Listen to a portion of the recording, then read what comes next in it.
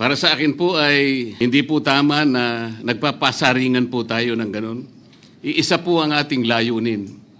Hindi po tayo magkakalaban sa layunin na matuntun po natin ang pinaka-problema kung bakit nasadlag po ang ating bansa sa ganitong kalagayan. Hindi ko naman po kasalanan ako po'y hanapin ni Sergeant Gutesa. Hindi ko po siya kilala eh. Hindi ko po kasalanan kung ako po ang hinanap niya at hindi iba. Nung pong makita ko po yung kanyang salaysay, ang sabi ko lamang po sa kanya ay, kung malakas ang loob mo talaga at naniniwala kang dapat mong gawin ito para sa iyong bansa, dalawa lang ang pwede mong gawin para sa akin. Ipanotaryo mo yan, at kung malakas ang loob mo, bukas ng umaga bago mag-alas 9, kailangan nandun ka na sa Senado. Alam po yung notaryo, para sa akin lang po yun eh. Gusto ko lamang siyang testingin kung talagang totoo nga ang kanyang mga gustong banggitin. Ang pinakamahalaga po ay haharap siya, tatayo, at susumpa sa kalagitnaan ng pagdinig. At doon ay pakikinggan natin. At doon ay sama-sama natin siyang i-interpolate. Tatanungin. Nakita naman po ninyo kung paano niya sinasagot ang bawat tanong. Walang pag-aalinlangan. Siya lamang po ang natatangi na testigo na kumonekta sa pangalan ni Saldico at Martin Romualdez. Wala nang iba. Ngayon po siya ay naharap sa napakaraming pasaring din. Bakit po ako ay walang kortesiya? Hindi po ba ako ay humingi ng panahon sapagkat hindi ko naman po alam kung talagang darating siya nung araw na yon, kaya hindi na po ako nagsabi. Gusto ko talagang paniwala ang darating siya. Dumating nga po siya, kaya ako siya inilabas. Pero kung pag-uusapan po ay kortesiya, balikan po natin ang mga nangyari. Nung ako po ay chairman pa ng Blue Ribbon Committee, nagkaroon po ng pagdinig. Unang pagdinig ay August 19, 2025. Isang araw bago po nagkaroon ng pagdinig ang Blue Ribbon Committee, ang ating pong kasama, si Senator Lacson, ay nagkaroon po ng posting. Sa Twitter po yata ito, hindi po ako sanay dito eh. Babasahin ko po, August 20, 2025. The Senate Blue Ribbon Committee hearing yesterday is akin to the cart going ahead of the horse. Had the cart waited one day, it would not have missed the details of the truth about the many substandard ghost projects and more that will be exposed in my privileged speech today. Yun po ba ay courtesy din? Sa akin pong palagay, hindi dapat po nagkaroon ng ganitong pagpapasaring. Alam ko po ba kung sino-sino ang tatayo para mag-deliver ng privilege speech? Matagal ko na pong sinabi noon kung kailan po ang pagdinig. Wala po akong itinago. Ngunit kung sasabihin na kung naghintay kami ng isang araw, ay mas marami pa sanang mga detalye at katotohanan ang naihayag. Hindi po ba sinabi ko sa inyo noon, mismong Pangulo ng Republika ng Pilipinas ang nagbigay sa akin ng USB na nandun po lahat ang mga proyektong pinaghihinala na ghost projects. Ayaw ko lamang pong ilabas ng isa-isa sapagkat sa aking pagkakaalam noon, Ginoong Pangulo, mali din po yung binigay na mga coordinate sapagkat ang pinagbasihan nila yung MYPS, hindi yung PCMA, na palagi ko pong binabanggit. Sa mga kapatid, kahit na po yung mga binanggit na projects ng ating kasama, salig po sa mga maling coordination eh. At saka konti lang, pinili lang. Nagkataon lang po maganda nga talagang pagkakapresent sapagkat kulang na lang po yung cinematography at saka screenplay. Kung meron pa lang sanang sound effects, baka nandun yun eh. Huwag po sanang ganun magpasaringan tayo. Iisa po ang layunin natin dito eh. Yung matukoy natin kung sino ang merong utak dito. Na ngayon po ay unti-unti na pong naihayag. Sino bang natatakot kay Martin Romualdez? Marami po siguro dito sa kapulungan ito. Pero hindi ako natatakot kay Martin Romualdez.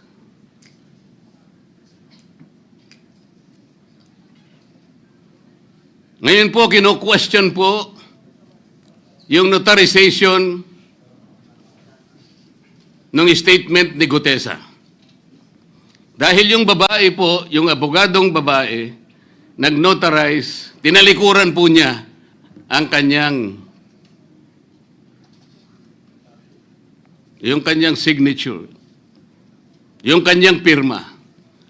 Nandyan po ba yung assistant natin para ipakita po natin? Ayan po yung huling bahagi ng dokumentong ninotaryo doon sa opisina ng abogadang babae na ngayon ay tinatalikuran niya ang kanyang pirma. Doon sa right side po, ayan po yung ninotaryo sa dokumento ni Gutesa. Yung kaliwa po ay iba pong dokumento. Tingnan po ninyo yung pagkakahawig. Ibig po ba ninyong sabihin, Ginoong Pangulo, yun pong notarial details, na yun po yung kulay blue, na kung saan nandyan yung PTR, nandyan po yung MCLE number, nandyan po yung kanyang roll number, ang kanyang address. Nakuha po ba ni Gutesa mula sa opisina ng abogada at in-stamp niya? Pagkatapos po yung detalye na nasa bandang kaliwa na kung saan makikita nyo document number, page number, book number, series of 2025. Makukuha po ba ni Gutesa mula sa libro, mula sa notarial register ng abogado?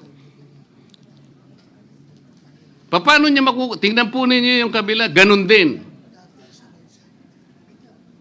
Bakit po natin hahanapan ngayon si Gutesa at sasabihin pa natin dahil lamang tinalikuran ng babaeng nagnotaryo ang kanyang pirma?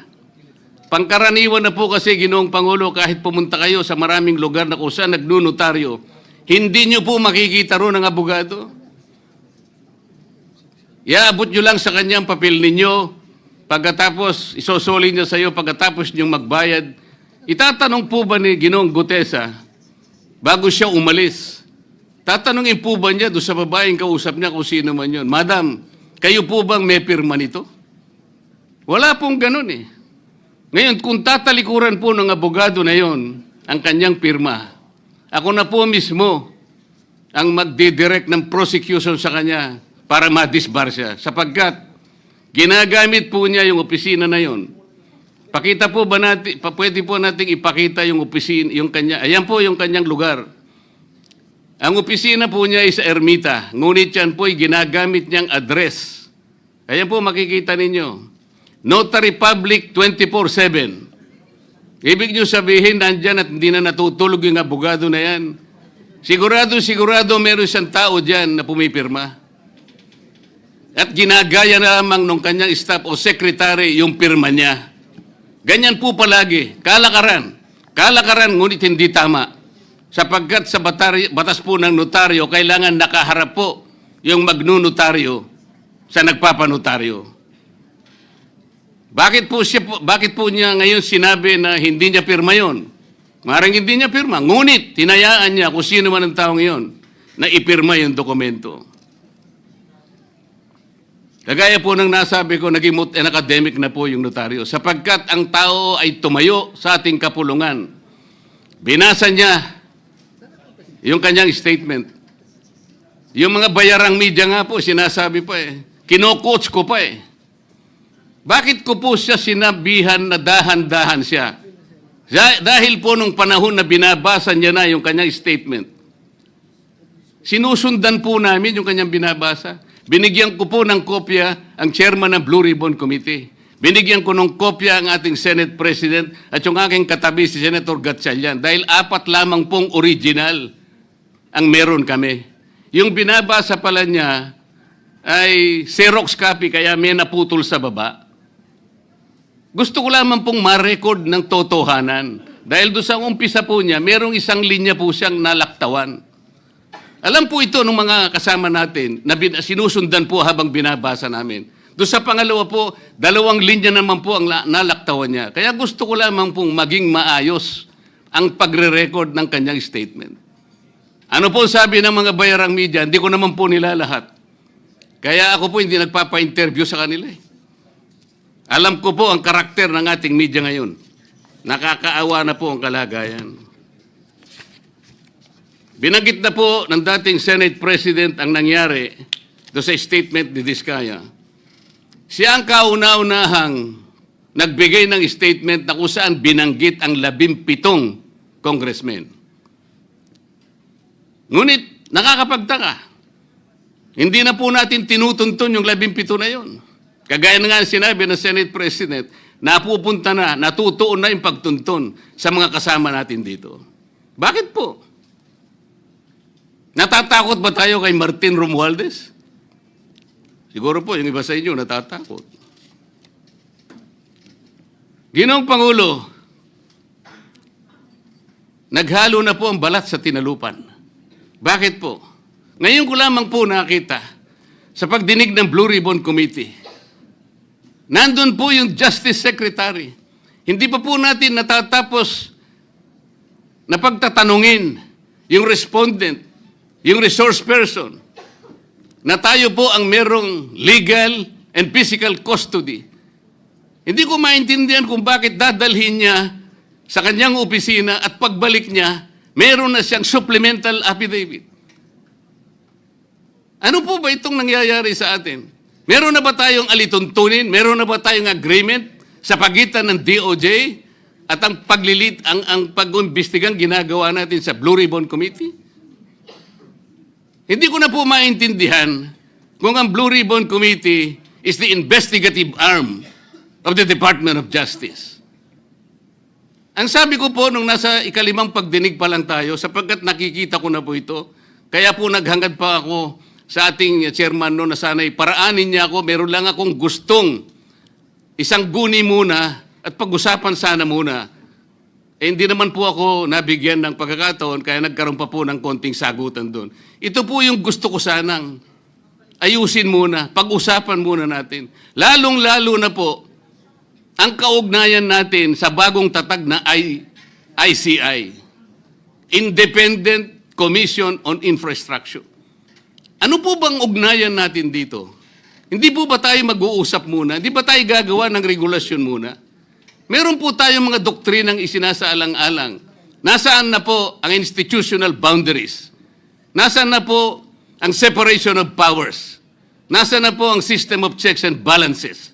Di ba natin isasaalang-alang ito?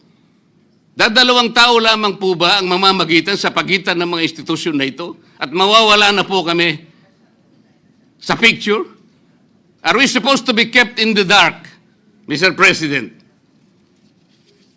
Yung po, kung mo ba sinabi ng ICI na isa sa kanilang mga poder, kapag ka nag-request po sila, makakakuha sila ng impormasyon sa House of Representatives, sa Senate, sa Korte, sa Sandigang Bayan, at kahit sinong otoridad. Ibig ba sabihin wala na tayong opsyon na tumanggi? Kailangan po natin pag-usapan muna yon. Ang nangyayari po sabog-sabog na po eh. Baka nga yun ang isang dahilan kung bakit nag-resign po yung advisor na si Mayor Magalong ng Baguio. Yung pong mga pasaring, ito po yung nakakapagbigay sa atin ng hindi naman kailangang pag-aaway-away o pag-aalitan. Hindi po maganda sa ating panig ito.